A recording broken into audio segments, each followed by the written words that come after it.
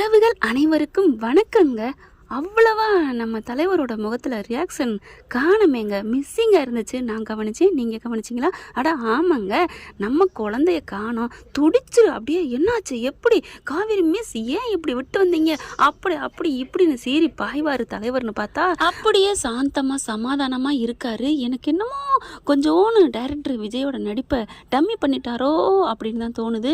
காவேரி கிட்ட அமைதியாக பேசுகிறாரு. சரி, ஒருவேளை நம்ம பொண்டாட்டி ஏற்கனவே சுயநினை விளந்து தன்னை விட்டு தள்ளி நிற்கிறா, அவளை போய் என்ன எதிர்த்து பேசி சண்டை போட்டு என்ன ஆக போகுது அப்படின்னு நினச்சிருக்கலாம். இல்லையா, ஏதாவது இது பேச போய் மறுபடியும் ஏதாவது சண்டை வந்துட்டா அப்படின்னு நினைக்கலாம். ஆனால் சாரதாம்மா துடிச்ச துடிப்பு கூட இவங்க இன்னைக்கு பார்க்கலாம், இன்னும் இருக்குல்ல. ஏண்டி கூட்டிகிட்டு வரல, புள்ள உன்னிட்ட வரேன்னு சொல்லியிருக்கால, ஏன் கூட்டிகிட்டு வரல அப்படின்னு நறுக்குன்னு நல்லா கேட்குறாங்க சாரதா. இல்லை அப்படின்னு காவேரி தடுமாறுறதும் கொஞ்சம் பாவமாக தான் இருக்குது. டக்குன்னு 2 பேரும் சேர்ந்து தான் போகிறாங்க, தேடுறாங்க, சிசிடிவி கேமரா பார்க்குறாங்க. எல்லாமே நல்லா புரியுது, பக்காவாக செம்மையாக நல்லா வீட்டுக்கு வந்து கரெக்டாக தான் பண்ணுறாங்க. ஆனால் விஜய் மட்டும் கொஞ்சம் சாந்தமாக போகிற மாதிரியே தெரியுது. காவேரிக்காகத்தான் தோணுது. சொட்டா சித்தப்பு இன்னைக்கு சொல்கிறாரு, புள்ள வந்து இந்த மாதிரி ராகவ் வந்து வந்துட்டான் அப்படிங்கிறத. காவேரி அப்படியே பார்க்குறாங்க. ராகவ் வர்றதை இவங்களுக்கும் அவங்களுக்கு என்ன சம்பந்தம், பசுபதியெல்லாம் நமக்கு தான் தெரியும் அப்படின்னு அப்படியே குழப்பமாக பார்க்க விஜய் ஒரு எமோஷனலில், நீங்கள் ஏன் சித்தப்பா சொல்லலை, எதுக்கு இதை சொல்லலை அப்படின்னு சொல்லிட்டு கத்துறாங்க. இல்லை, அவன் பாட்டுக்கு வந்துட்டான் போயிட்டான், எதுக்கு உன்கிட்ட ஒரு சந்தோஷமாக வாழ்ந்துட்டு இருக்க, உனக்கு குழப்பம் ஏற்படுத்தக்கூடாதுந்தாப்பா நான் விட்டுட்டேன், ஆனால் அதை எப்படியோ கண்டுபிடிச்சி வந்துட்டேன் பார்த்தியா அப்படிங்கிறாங்க. இப்போவே பாரு என்ன ஆச்சுன்னு அப்படின்னு சொல்லிட்டு பார்க்க, ஐயோ சித்தப்பா பேசாமல் இருங்க அப்படின்னு சொல்லிட்டு டக்குன்னு என்ன பண்ணுறாங்க, விஜய்க்கு படப்படப்படன்னு ஒரு மாதிரியாக வருது. ராகவ் வந்துட்டான்னா அப்போ அவனோட வேலையாக தான் இருக்கணும் அப்படின்ட்டு காவேரியும் சாரதா கிட்ட ஃபோன் பேசிட்டு வந்துடுறாங்க. என்னடி ஆச்சு ஏதாச்சும் கேட்குறாங்க. நாங்கள் எல்லாத்தையும் இங்கே நடந்ததுக்கப்புறம் சொல்லுது, இன்னும் பாப்பாவை கண்டுபிடிக்க முடியலை அப்படின்ட்டு. அதுக்கப்புறம் விஜயும் இங்கே சண்டை நடக்குதா. விஜய்கிட்ட காவேரி கேட்குறாங்க, யார், ஏன் உங்களுக்கு எப்படி ராகவ் தெரியும் அப்படிங்கல. ஐயோ காவேரி ஒரு நிமிஷம் இருங்களேன் ப்ளீஸ், நான் அப்புறம் மிஸ்ன்னு தானே சொல்கிறாரு, அப்புறம் பேசுகிறேன் அப்படின்னு சொல்லிட்டு இப்படியே ஆளாக பறக்கிறாரு. அதுக்கப்புறம் நிவின்கிட்ட கால் பண்ணுவோம் அப்படின்னு சொல்லி நிவின் நம்பர்லாம் தான் வாங்கிட்டாங்கல்ல சாரதா கிட்ட இருந்து, அதனால நிவினுக்கு கால் பண்ணுறாங்க. அவர் என்ன பண்ணுறாரு, ப்ரோ நல்லா இருக்கீங்களா அப்படி இப்படின்னு பேசிக்கிறாங்க. அதுக்கப்புறம் நடந்த விஷயத்த சொல்ல, ஐயோ நான் இப்போ கொடைக்கானல்ல இருக்கேன் அப்படிங்கிறாங்க. இப்போ என்ன பண்ணுறது, என்ன விஜய் பிள்ளை எப்படியா விடுவீங்க அப்படின்னு சொல்லிட்டு ரொம்ப ஃபீல் ஆகுறாரு. உங்கள் ஃபோட்டோலாம் அனுப்புனா பார்த்தேன், நாங்கள் எல்லாத்தையும் பார்த்துட்டோம், ஐயோ எவ்வளோ அழகாக என் கண்ணே பட்டிருக்குமே, கவலைப்படாதீங்க, போய் ஸ்டேஷனில் கம்ப்ளைண்ட் கொடுங்க, நான் தேடுறேன், நான் வரேன் அப்படின்னு சொல்கிறாரு நிவின். எனக்கு ஒரு வேலை இருக்குது, அதை முடிச்சுட்டு நான் கண்டிப்பாக வர்றேன் அப்படிங்கிறாரு நிவின். அதுக்கப்புறம் ஸ்டேஷனுக்கு காவேரி விஜயும் போகிறாங்க. காவேரி போகிற நெட்டுக்கு கேட்டுக்கிட்டே இருக்காங்க, எப்படிங்க உங்களுக்கு தெரியும், ராகவ் எப்படி தெரியும், அவன் எங்கள் ஊராச்சே. காவேரி மிஸ் கொஞ்சம் பொறுமையாக இருங்க, நான் எல்லாத்தையும் விவரமாக சொல்கிறேன் அப்படின்ட்டு ஸ்டேஷனில் போய் கம்ப்ளைண்ட் பண்ணுறாங்க 2 பேரும். இந்த மாதிரி எங்கள் குழந்தைய காணோம் அப்படின்ட்டு. அங்கே இருக்கவங்க கேட்குறாங்க, நீங்கள் 2 பேரும் அந்த குழந்தைக்கு அப்பா அம்மாவா அப்படின்னு கேட்க, விஜய் கொஞ்சம் ஆர்வத்தில் ஆமாம் அப்படிங்கிறாரு. இந்த பொண்ணு இல்லை அப்படிங்குது. என்னம்மா 2 பேரும் மாறி மாறி பேசுகிறீங்க, அப்போ அது உங்கள் குழந்தை இல்லையா அப்படின்னு கேட்க, இல்லைங்க அது எங்கள் குழந்தை தான் அப்படிங்கல. அப்புறம் அப்பா அம்மாவான்னு கேட்குறேன், இல்லைங்கிறீங்க ஆமாங்கிறீங்க, ஐயோ அது என் ஸ்டூடெண்ட்டு இவரோட புள்ள அப்படிங்கிறாங்க. ஓ ஸ்டூடெண்ட்டை காணும் நீங்களும், பிள்ளைய காணும் நீங்களும் வந்திருக்கீங்க, ஓகே அப்படின்னு கம்ப்ளைண்ட் எடுத்துக்கிறாங்க. ஃபோட்டோ வாங்கிக்கிறாங்க. சிட்டியில் இந்த மாதிரி தாங்க திருட்டு நிறையா நடக்குது. பிள்ளைங்களை கடத்துறாங்க. அந்த காலத்தில் காசு பணம் நகை இதை கடத்துனாங்க, இப்போ தான் எல்லாம் மனுஷன் மாடு மக்கள் எல்லாத்தையும் கடத்துறாங்க. ஐயோ அப்படின்னு சொல்லிட்டு சரி கிளம்புவோம், மணி என்ன ராத்திரி ஆச்சு, என்ன நேரத்தில் எப்படி என்ன பண்ணுறது, சரி நாங்கள் பார்க்குறோங்க அப்படிங்கிறாங்க. நாங்களும் தேடுறோம் அப்படிங்கிறாங்க. தேடுங்க அப்படிங்கிறாங்க போலீஸ்காரவங்க. காவேரியும் விஜயும் சும்மா சொல்லக்கூடாதுங்க, அங்கங்கே ஆளாக பறக்குறாங்க, தேடுறாங்க. போகிற இடம் வர்ற மணி 12 மணி 11:30 மணிக்கு மேலே 12 ஆக போகுது. ஃபோட்டோ வச்சுட்டு காமிக்கிறாங்க, இந்த பிள்ளையை பார்த்தீங்களா, இந்த குழந்தையோட யாராவது வந்தாங்களா அங்கங்கே தேடுறாங்க, கிடைக்கல. ஒரு கட்டத்துக்கு மேலே ரொம்ப அப்படி சோர்ந்துடுறாரு, ஓன்னு அழுகுறாருங்க. வண்டியை நிப்பாட்டிட்டு, அழுகாதீங்க விஜய், ஐயோ எனக்கு கஷ்டமாக இருக்குது, நான் கூட்டிகிட்டு வந்திருக்கணும், நான் வராமல் வந்தது தப்பு, கூட்டிகிட்டு வராமல் வந்தது தப்பு, என்னை மன்னிச்சிருங்க அப்படின்னு அழுகுறாங்க. விடுங்க மிஸ், நீங்கள் என்ன பண்ணுவீங்க, நான் தான் தப்பு பண்ணிட்டேன், நான் வந்திருக்கணும், உங்களோட போகிறாளா போகலையா அப்படிங்கிறத நான் பார்த்துருக்கணும் அப்படின்னு விஜய் சொல்ல, நீங்கள் என்ன சொல்கிறது, நான் தான் இருந்து அவங்க அப்பா கூட போகணும்னு நான் நின்று விட்டுட்டு வந்திருக்கணும், ஐயோ அப்படின்னு அழுகுறாங்க 2 பேரும். அதுக்கப்புறம் அவங்க அம்மா சாரதா அடிச்சுக்கிட்டே இருக்காங்க. சரி வீட்டுக்கு போவோம், அம்மாட்ட பேசிக்கிறோம் அப்படின்னு சொல்லிட்டு வீட்டுக்கு போகிறாங்க.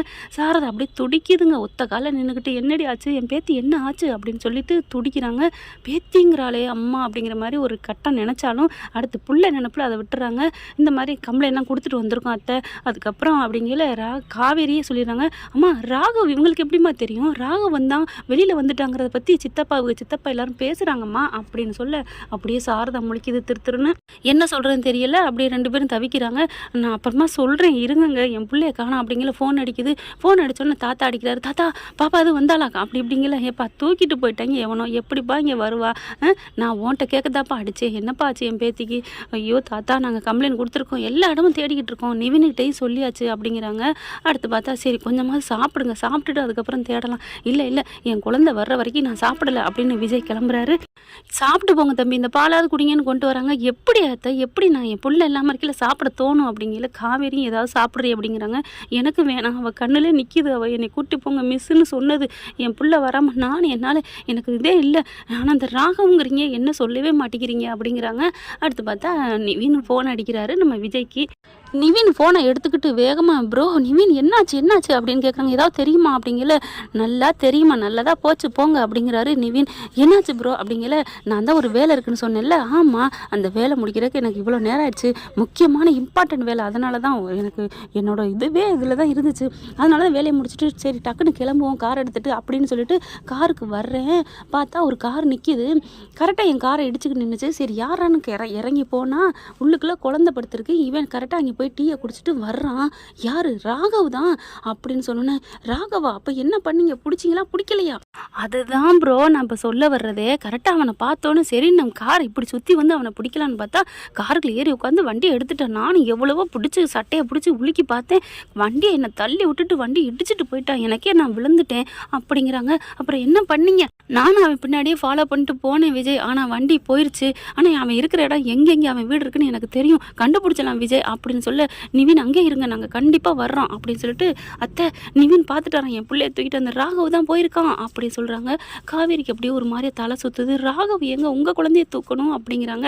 ஐயோ நான் கிளம்புறேன், எனக்கு இதெல்லாம் பேச நேரம் இல்லை அப்படின்னு கொடைக்கானல் கிளம்ப காவேரி பார்க்குறாங்க. நானும் வருவேன், என்னால் குழந்தை தொலைஞ்சிட்டான், நான் கண்டிப்பாக நானும் வருவேன் அப்படின்னு சொல்லிட்டு பின்னாடியே இவங்களும் வராங்க.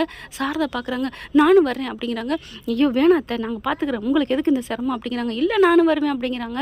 அப்புறம் காவேரி பார்க்குறாங்க. ஐயோ பிள்ளைக்கு என்னாச்சுன்னு தெரியல வாங்க அப்படின்னு சொல்லிட்டு வண்டியில் ஏறி கொடைக்கானல் கிளம்புறாங்க.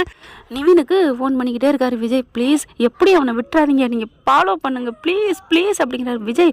என்ன விஜய், அது நம்ம குழந்தை இல்லையா, பாப்பா நம்ம செல்லம் இல்லையா, பாவம் அவளை பார்க்கவே பரிதாபமாக இருந்துச்சு தெரியுமா, உள்ளுக்குள்ளே போட்டிருந்தான், வாயெல்லாம் கட்டி போட்டிருந்தான் அப்படிங்கிறாங்க. அவன் வீடு எங்கெங்கே இருக்குன்னு பார்க்குறேன், நீங்கள் கண்டிப்பாக நீங்கள் வந்துருங்க, அதுக்குள்ளே நான் கண்டுபிடிச்சிருவேன், கவலைப்படாதீங்க அப்படிங்கிறாங்க. சரிங்க பிரதர் அப்படின்னு சொல்லிட்டு வைக்கிறாங்க. காவேரி இப்படி பார்க்குறாங்க. நிவின்லாம் உங்களுக்கு எப்படி தெரியும்? ராகவ் அப்படி. காவேரி மிஸ் ப்ளீஸ் புள்ள கிடைக்கிற வரைக்கும் எதுவும் பேசாதீங்களே ப்ளீஸ் அப்படிங்கிறாங்க. ஓகே அப்படிங்கிறாங்க. அம்மா என்னம்மா இருடி அப்படிங்கிறாங்க. கொடைக்கானலுக்கு போகிறதுக்குள்ளே இந்த பிள்ளை 1008 கேள்வி கேட்குது. நிவினும் அங்கே எங்கே தேடி அலைகிறாருங்க. அப்படியே எங்கே பண்ணுறதுன்னு தெரியாமல் என்ன தெரியாமல் இங்கே விடியறதுக்குள்ளே இவங்களும் போய் விடிஞ்சு போயிடுறாங்களே, வீட்டுக்கு போயிடுறாங்க. நிவின் வீட்டுக்கு போயிடுறாங்க. நிவினை பார்த்தோன்னே அப்படியே கட்டி பிடிச்சிக்கிறாங்க. என்ன ப்ரோ இப்படியா நம்ம சந்திக்கணும் அப்படின்னு சொல்லிட்டு, என்ன பண்ணுறது எல்லா நேரம், அப்புறம் அவங்க வீடு எங்கெங்கே இருக்குன்னு கண்டுபிடிச்சிக்கலாம், கண்டிப்பாக அவன் வீடெல்லாம் இருக்க மாட்டான், தனியாக தான் எங்கேயாவது இருக்கணும், அவங்களோட ஃப்ரெண்டு சர்க்கிள் யாருன்னு பார்ப்போம் அப்படின்னு சொல்லிட்டு கண்டுபிடிக்கிறாங்க. அதில் ஒரு ஃப்ரெண்டு வீட்டில் தாங்க வச்சுருக்கான். கரெக்டாக சூப்பராக அந்த நம்பரை வச்சு அந்த ஃப்ரெண்டு வீட்டுக்கே போயிடான். ஃப்ரெண்டோட நம்பரை வண்டியை தாங்க எடுத்துகிட்டு வந்திருக்கேன் ராகவும். கொடைக்கானலுக்கு எங்கே வரப்போகிறான்னு தெரிஞ்சு அவன் இங்கே வந்திருக்கேன் பார்க்குறாங்க. கரெக்டாக நிவின் வந்து அந்த நம்பரை வச்சு வண்டியோட நம்பரை வச்சு போலீஸில் கம்ப்ளைண்ட் பண்ணி அது மூலமாக அவன் ஃப்ரெண்டு வீடு எங்கே இருக்குங்கிறதையும் கண்டுபிடிச்சி நேராக அங்கே போயிடுறாங்க.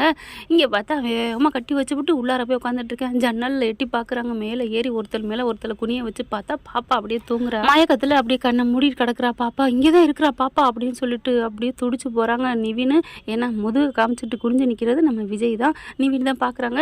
என் பிள்ளைய பார்க்கணும்னு தவிக்கிறாரு. இருங்க ப்ரோ வந்துட்டோம்ல, இனிமேல் பயப்படாதீங்க, பிள்ளை நமக்கு கண்டிப்பாக கிடைக்கும் அப்படிங்கிறாங்க. காவேரி அப்படி துடிச்சு போகிறாங்க. நானும் என் பிள்ளைய பார்க்கணும் அப்படிங்கிற. பார்க்கலாம் இரு அப்படின்னு சொல்லி கையை பிடிக்கிறாரு. கையை பிடிச்சோன்னு அப்படியே நிமிந்து பார்க்குறாங்க. இவங்களுக்குள்ள ஒரு உணர்வு தன்னாலே வருது, அதாவது புருஷங்கிற உணர்வு. அப்படியே பார்க்குறாங்க.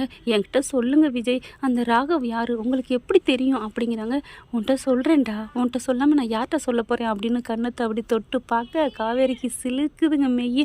ஓகேங்க பார்க்கலாம் அடுத்து எப்படி சொல்ல இதன் தொடர்ச்சியை என்னென்ன இனிமேல் கண்டிப்பாக கண்டுபிடிச்சிருவாங்க. இங்கே கொடைக்கானலில் அடுத்த சில நாட்கள் ஓட போகுது, பார்க்கலாம். தேங்க்யூ. இந்த வீடியோ உங்களுக்கு பிடிச்சிருந்தா தயவு செய்து லைக் பண்ணுங்க. இன்னும் அப்டேட்ஸ்க்காக சேனலை சப்ஸ்கிரைப் பண்ண மறக்காதீங்க. நம்ம கிட்ட இருக்க எல்லா சேனல்ஸோட லேட்டஸ்ட் வீடியோ அப்டேட்ஸ்க்காக மேல ரைட் சைட்ல காட்டுற லிங்கை கிளிக் பண்ணி வாட்ஸ்அப் குரூப்ல ஜாயின் பண்ணுங்க. உங்களிடம் விடைபெறுவது நான் உங்கள் மெஹர்.